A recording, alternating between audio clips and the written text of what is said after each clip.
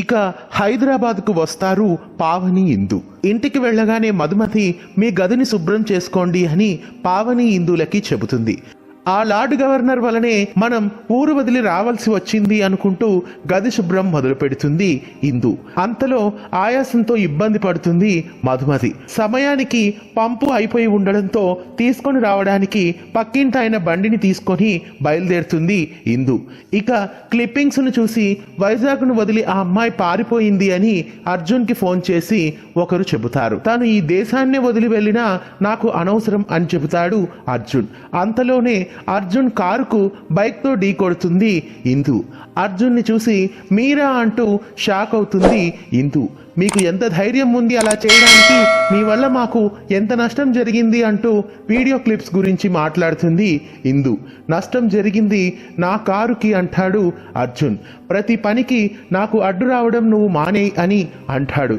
నీ ముఖం చూస్తే డబ్బు గుంజే రకంలా ఉన్నావు అని ఇందుని అంటాడు అర్జున్. ప్రతిదానికి డబ్బుతో ముడేయకండి అంటుంది ఇందు.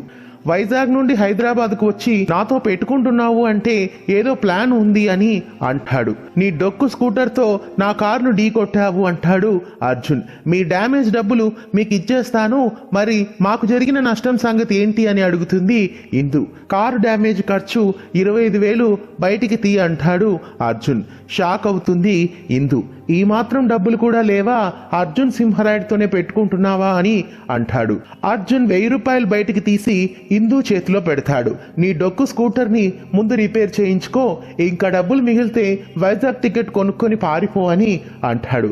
మీకు డబ్బుల భాష మాత్రమే తెలుసంటే అలాగే కానివ్వండి, మీ నష్టానికి ప్రతి పైసా నేను చెల్లిస్తాను అని ఛాలెంజ్ చేస్తుంది ఇందు. గర్వంతో మాటలు ఫ్రీగా వస్తాయి కానీ డబ్బులు ఖరీదైనవి అని చెప్పి వెళ్ళిపోతాడు అర్జున్. ఇక పావని పంపును పక్కింటి వాళ్ళు ఇచ్చారు అని ఫోన్ చేసి ఇందుకి చెబుతుంది. ఇక అర్జున్ ఇంట అంజలి పూజకు ఏర్పాట్లు చేస్తూ ఉంటుంది. ఇక ఈవిడే ఆకాష్ తల్లి మనోరమ.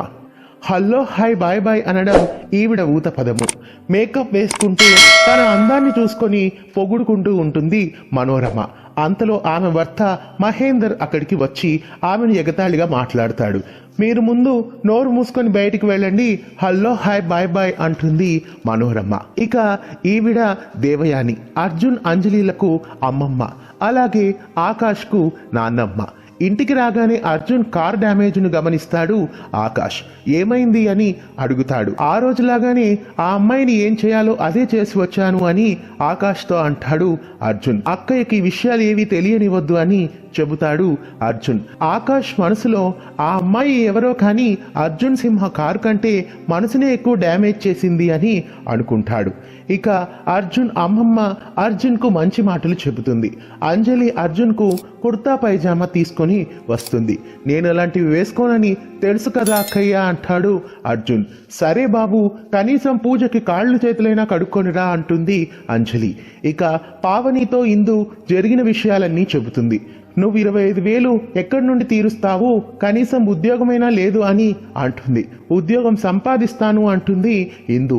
అంతలో ఇందుకు కనిపిస్తాడు శ్యామ్. మీకు ఏదైనా సహాయం అవసరమైతే నాకు ఫోన్ చేయండి అని చెప్పి వెళ్తాడు. ఇందు హైదరాబాద్కి వచ్చినందుకు సంతోషపడతాడు శ్యామ్. ఇక ఇది అర్జున్ అమ్మమ్మ పెంచుకుంటున్న మేకపిల్ల లక్ష్మి. లక్ష్మిని కూడా తన ఇంట్లో మనిషిలాగానే చూసుకుంటుంది బామ్మ. బామ్మగారు మేకపిల్ల లక్ష్మిని ఇంటి మహాలక్ష్మిగా భావిస్తుంది. ఇక పూజ సంతోషంగా ముగుస్తుంది. ఇక శ్యామ్ని ఉద్యోగం చూడమని ఇందు ఫోన్ చేసి అడుగుతుంది. తర్వాత అర్జున్ అక్కయ్య నీకు ఈ మధ్య ముక్కులు ఎక్కువ అవుతున్నాయి అని అంటాడు. నీ మనశ్శాంతి కోసమే కదా నేను చేస్తున్నాను అంటుంది అంజలి. నా మనశ్శాంతికి ఏం కాలేదు, ప్రశాంతంగా ఉన్నాను అని అంటాడు అర్జున్. డయాబెటీస్ ఉన్న అర్జున్కు షుగర్ ఫ్రీ కీర్ను తినిపిస్తుంది అంజలి. ఇక అనారోగ్యంతో బాధపడుతున్న మధుమతి చీరల శాంపుల్స్ ను ఎవరు చూపించడానికి వెళ్తారు అని ఆలోచిస్తూ ఉంటుంది. నేను వెళ్తాను అత్తయ్య అంటూ బ్రతిమిలాడుతుంది ఇందు. ఇక ఇందు చీరల మూటను చేత పట్టుకొని బయలుదేరుతుంది. పొరపాటుగా అడ్రస్ మారి తను అర్జున్ సింహరాయుడు ఇంటికి వస్తుంది.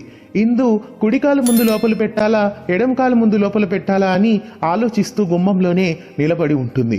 అంజలి అది గమనించి మంచి పని చేసే ముందు కుడికాలు లోపల పెట్టి రావాలి అని అంటుంది. ఇక కుడికాలు ఇంట్లో అడుగుపెట్టి లోపలికి వస్తుంది ఇందు. ఇక అక్కడే ఉన్న అర్జున్ సింహరాయుడు ఇందుని చూస్తాడో లేదో తరువాయి భాగంలో చూద్దాం. ఈ వీడియో మీకు నచ్చినట్లయితే లైక్ చేయండి.